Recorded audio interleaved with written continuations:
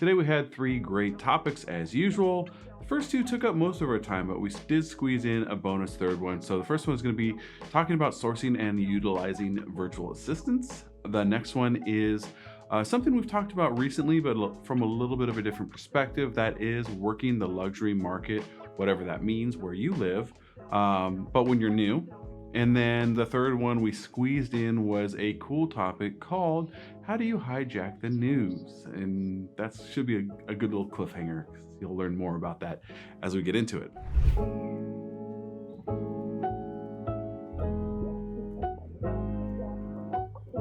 What's happening? I'm JC, Hijacking Broker Associate with the Whistle Realty Group at EXP. And as usual, we are coming to you with a breakdown of the Monday Morning Mastermind put on by the Fast Forward Movement, a phenomenal network of agents all over the country, usually 800 to 1,000 agents deep, all of which are coming to contribute and learn and grow together. So let's start talking about virtual assistants first. You can source them yourself. You can go online, Google, you can check out Fiverr or one of those type of websites, but I definitely recommend something a little more specific to helping you find a virtual assistant, like if you were using a recruiter here in the States, so there's sites called Sphere Rocket, My Outdesk, and even Cyberbacker. They're all going to be better options for you when it comes to figuring out who to work with, because you really need to first create a criteria of what you are looking for, and then you're going to need to interview multiple people before you can settle on someone, just like if you were hiring someone here in person. So use a trusted, company with a great background of helping you find someone overseas who will help you out.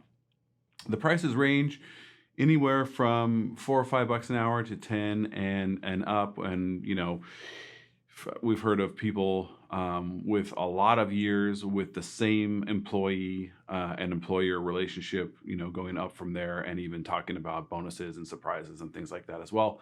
And that, of course, is up to your discretion down the road. But the entry level is around that $5 to $10 range. What can you do with a VA? Well, gosh, anything you can think of. The way the technology is nowadays, you can really do anything that doesn't require someone to be physically here in front of you or in front of your client. So obviously, the first thing that you think of is just all the admin tasks. There's plenty of things that we do in our business that don't need to be done by us and that don't need to be done here in the States. So anything you can think of that you do on your daily basis, we are huge advocates of the red, yellow, green exercise, where you take detailed notes of what you do on every 15-minute block for an extended period of time, not just a day or 2 days, but a week or two, longer if better. Then go through them all, take the time with a red highlighter, a yellow highlighter, a green highlighter, and just go with personal preference. First, go with the red, all the things you absolutely hate. That could be the job description of your first VA. The yellow stuff is maybe things that you don't mind as much, but maybe aren't the most dollar productive activities you can think of for yourself to be doing. And the green is stuff that you either love or is the high dollar activities, things like meeting with clients, negotiating deals, the most high dollar activities that you can do. So any task that you can find that's going to fall into that red or yellow category, create a job description, and there you go. You're off to the races. You can also use VAs for specialized tasks like editing video. What's up, Archie? We got our boy editing this video right here over in the Philippines. He's a boss. He makes great clips for us, and he's able to knock these things out while we are busy doing other things like prospecting calls or having meetings with clients or networking lunches or whatever the case may be. He specializes on the creative side, doing video editing, doing Photoshop work for any of the content we put online or the brochures we make. And then, of course, for helping us with social media as well. But he also steps up and fills in with other admin tasks and things that we need to get done on a regular basis as well. So that's full open up the curtain behind, see what's going on behind is our boy Archie taking care of business right now.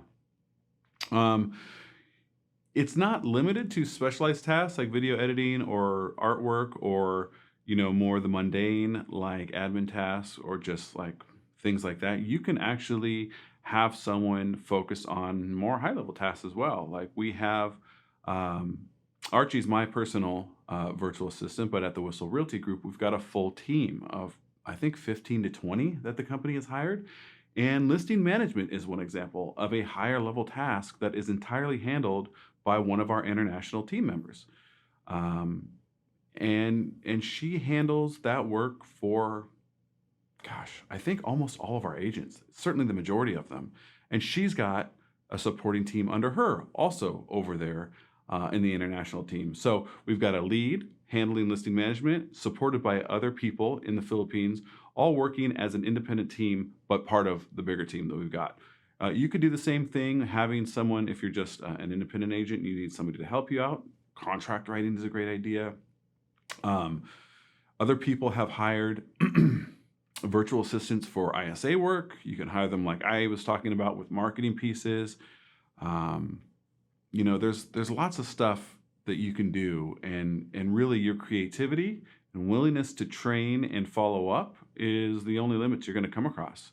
An important thing that is a little more mundane is like all the different portals that you work with. If you've got OpCity and Zillow and Redfin Partner or whatever, Ojo, the different portals that come in, they always want updates all the time. Well, that could be a great thing because really, if you're keeping a tight CRM, all the updates should be there.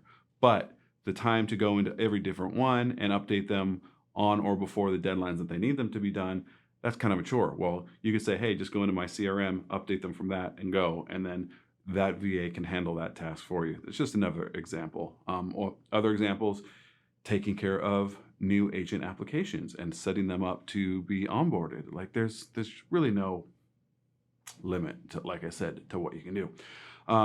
So important note, these people are not robots with no soul. Like you need to show them love, make them part of your daily routine, make them part of your huddles. If you're going to have a quick meetup for 10 or 15 minutes every day, that's part of the deal.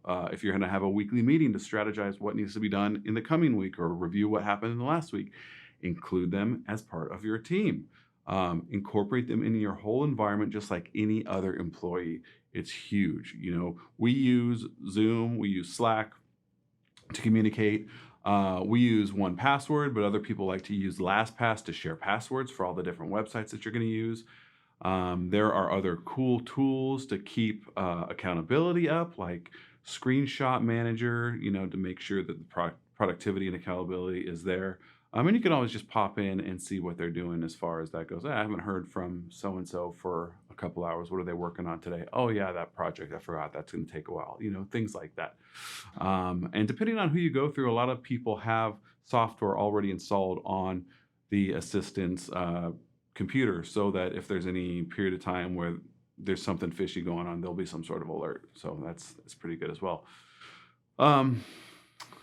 I only have the one virtual assistant, but if you've got a team of them, like the people that own our company do, plan local events, get them together for a happy hour and foot the bill, like create camaraderie overseas, just like you would for your own employees and your own real estate team here.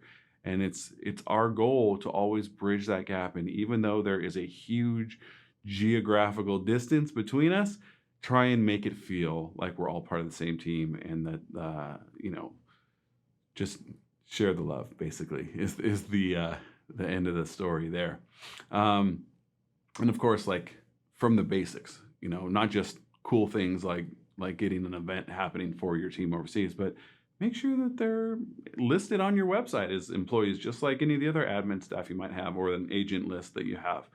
They're going to be there. They're part of the international team. That's what and then the task or the job description or the title that they have listed there in contact information, all the same, just like anything else. Give them lots of feedback. Create a system to figure out how a nice cadence is going to work for you, but make it regular. So, some people that we've talked to in our Fast Forward network do it every single week. I myself am not that accountable to keeping my assistant accountable. But we have regular Zooms and conversation throughout the day, let alone throughout the week. So we are always going back and forth with each other. And if there's something that needs to be adjusted, we kind of do it a little more informally, putting together more of a formal workflow of review and feedback to my assistant after watching the or participating in the mastermind this morning. It's something that's on my mind now, and I'm probably going to implement myself. So, you know, what types of work, like should they be client facing? Should they be behind the scenes helping you?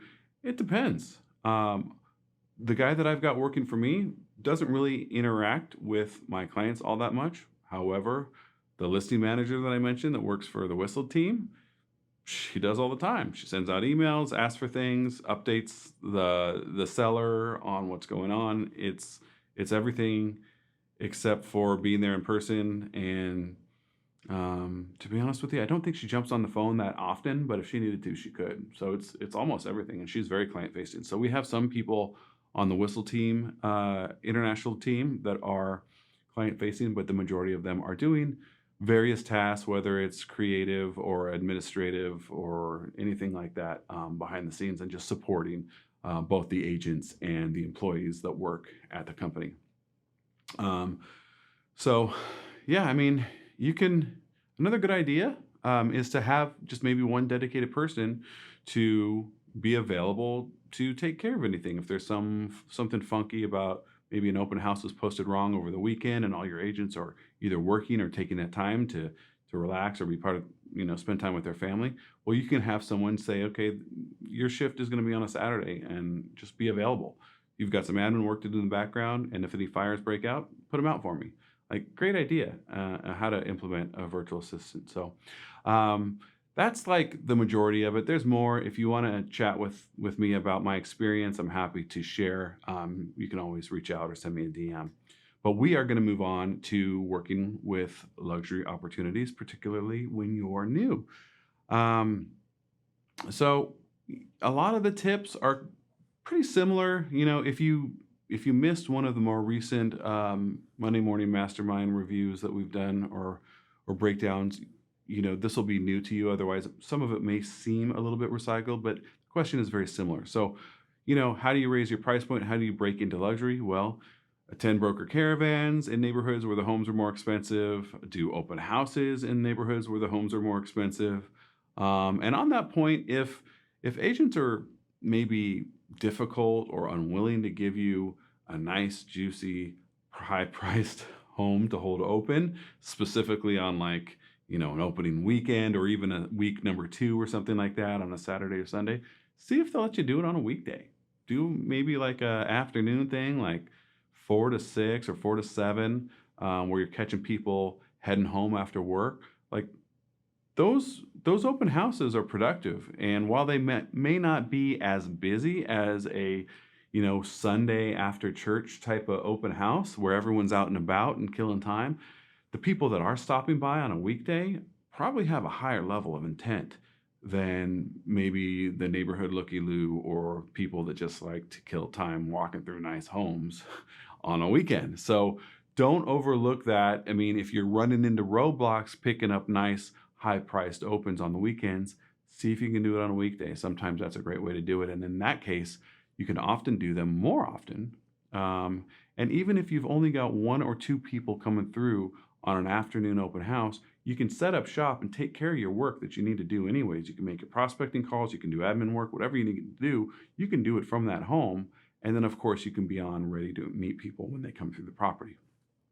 As far as how to present yourself, of course, you're going to want to use nice, thick paper, higher quality brochures and displays. One agent, Mary Maloney, actually said that she does a custom for sale sign that goes on the post in front of the house that is a photo of either the view the home has or the beautiful backyard or the killer pool or something special, like if there's, a cellar, a wine cellar, whatever it is. Like, put something unique to that home out on the sign. This is a great way to show your sellers that you actually care about what they have to offer and what they're selling in their home. A lot of times they've put a lot of their own blood, sweat, and tears, and especially money, into making the home what it is.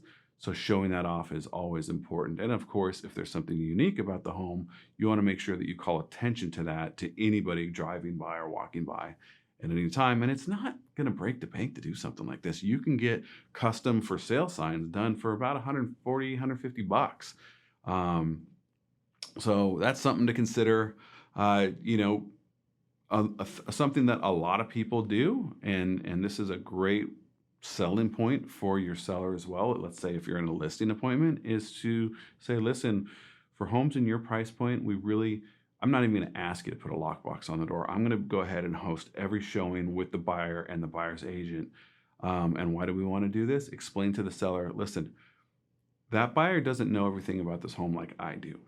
I'm the one who's here to help get this thing sold. If there are any objections that need to become overcome, or if there's things that the buyer may have questions about, but the seller doesn't, or the buyer's agent doesn't quite know, that's where we're going to come in, and we're going to point out the really cool selling points of the home. We're going to downplay any issues or overcome those objections, like we said, with explanations of how to make that better if it's not appealing to the buyer. And we're going to really make sure that each showing counts and there's no lost opportunities by being there in person to accommodate those showings. If you get the opportunity to have maybe a high-end open house, or even if some sellers in higher price points don't like open houses, maybe you can get them to agree to a small event, maybe for neighbors only, or kind of a garden party for like a goodbye thing for the home or something like that. And you want to serve champagne, you want to have charcuterie, you want to make it nice and upscale, because that's what the home is. Even if it's at the beach, it's very casual, like where we live, but the price points are real high, you still want to play it up, and really just acknowledge what it is we're doing here and who we're speaking to, right? The next point that was brought up goes really for any buyer or seller. It doesn't necessarily just apply to a high price luxury listing that you might be going after, but figure out how to speak their language. And what I mean by that is, know in your mind the general personality types. If we've got a driver, or if we've got an amiable, if we've got a creative, or if you speak disc language, if it's a DISC, or whatever it is may be, understand these personality types and try your best over the phone to identify who it is you're talking to, so that you can speak their language when you show up. Huge point, regardless of price point. Try and keep that in mind. If you haven't gotten into any of these personality profile systems, they're worth checking out. And that was one of the hiring bits, the hiring processes of actually coming into the Whistle team, was just to get to know your own disc profile, and understand how other people work with different dominant letters from you and how to speak to them. So that's really important. And it's just going to help you in general with interpersonal communication, right? So another thing that is highly important with a luxury seller, but is just equally applicable to anyone you're going to talk to, is to really ask good questions. To really, like, it seems dumb and it seems surface level, but like, dig in, understand why they're selling, what are their goals, what's important to them about selling this home, and ask why it's important. What do you love about this home? What made you fall in love with this home in the first place? Or what did you do to this house that you just wish you could pick up and take with you to the next home? These are great questions to ask, because it really opens them up and engages with them. And you're going to just have a solid understanding of what's most important to them. And it's going to allow you to really connect and build a deeper level of rapport and trust than maybe some more surface level type questions might lead to. So, another great question is ask them what price range they've got in mind for the home. Have them help you understand where they're coming from, and they're going to feel heard. They're going to feel understood. And It'll lead to a better communication. If you haven't heard of it, there's a system called LuxVT, which is a great tool, a marketing tool that we actually have access to as part of the EXP brokerage. But you don't have to be part of EXP to use them. You can pay them individually to help you. But this marketing platform really elevates what you're going to do to the next level. So one of the biggest flexes is international reach, and your placement of your listing into national and international publications.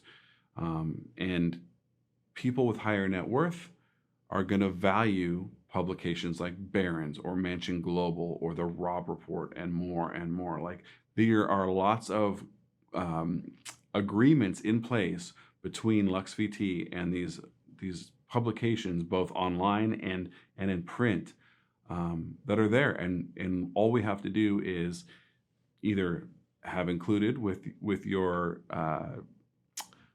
EXP luxury account, or just pay them directly, and you can basically produce a completely different listing presentation than you would normally present because of all the extra benefits that LuxVT helps to offer.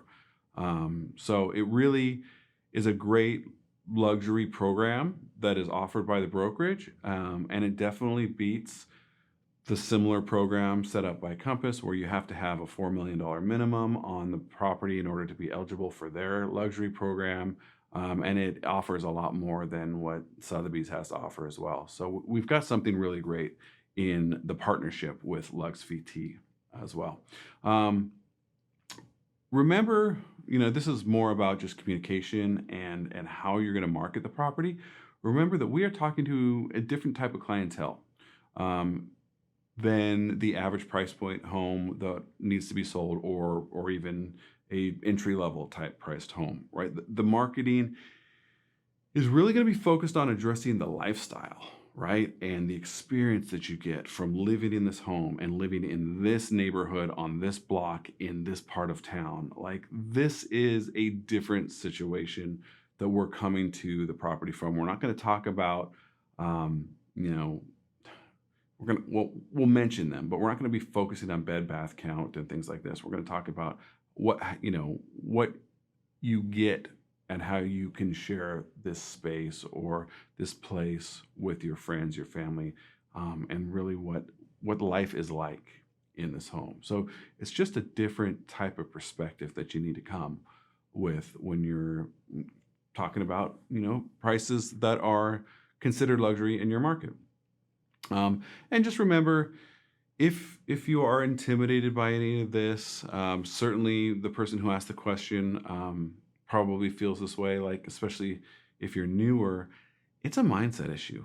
The work is primarily the same, oftentimes just with a little different communication style.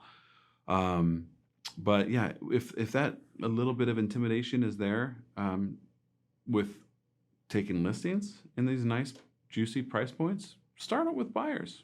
Do the basics that I mentioned in the beginning. Go to the broker caravans, get to know the other agents that are doing the work, hold open houses there, but focus on buyers getting into that same neighborhood. That's usually a softer touch. And of course, that buyers are going to become your future sellers down the road if you do a good job staying in touch with them and making that relationship more than a transactional one, but one that's more longer lasting. So that's a great way to help yourself overcome a potential mindset block that you might have about breaking into the higher priced homes in the luxury market as well.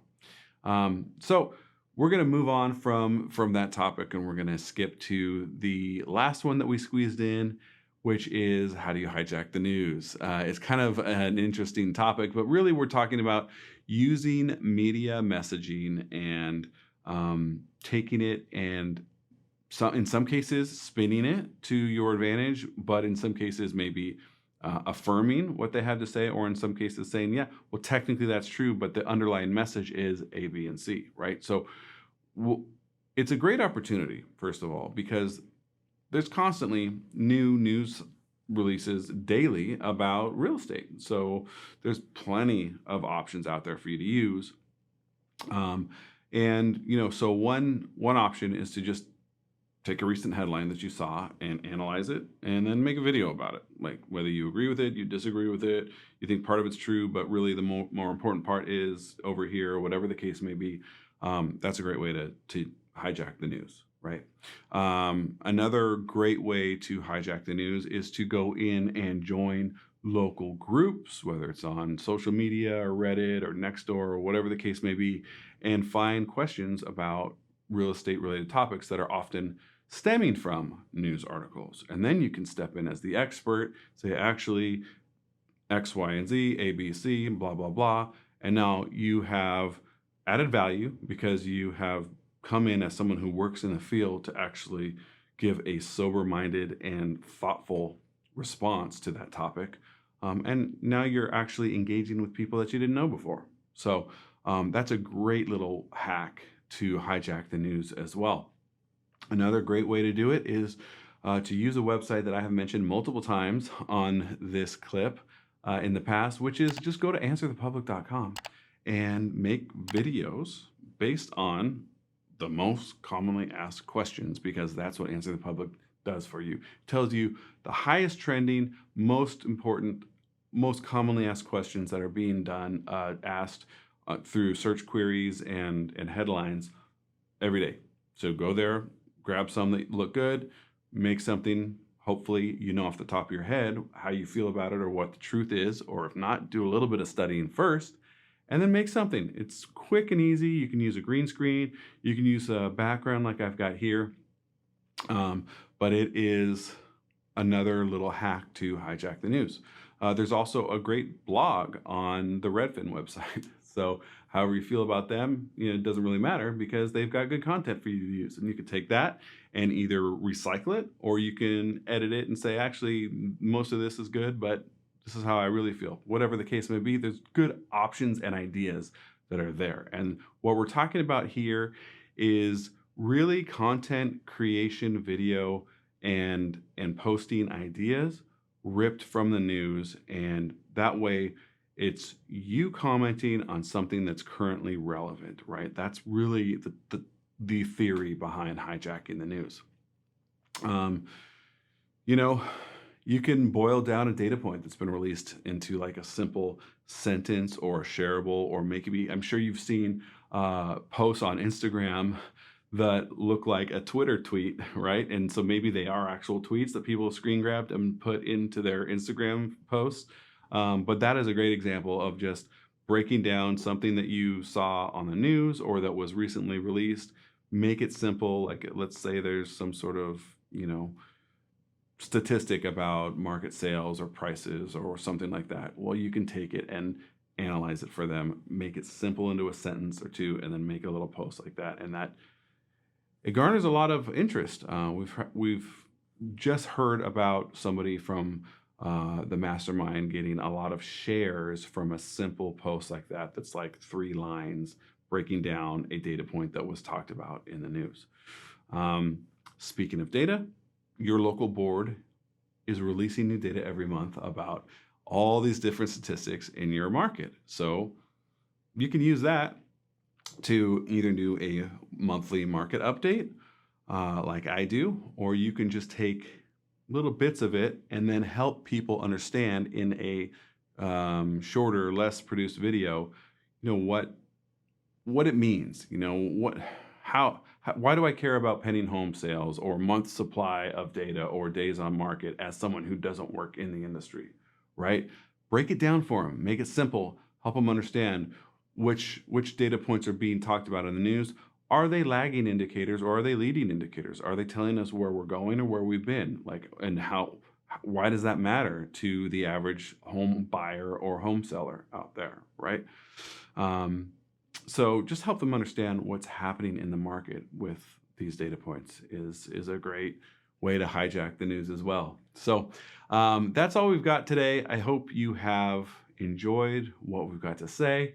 A few great topics, of course, utilizing VAs, working luxury, especially when you're new, and hijacking the news. Shoot me a DM if you've got any questions or would like to chat about any of these things, and I will love to talk to you soon. Take it easy.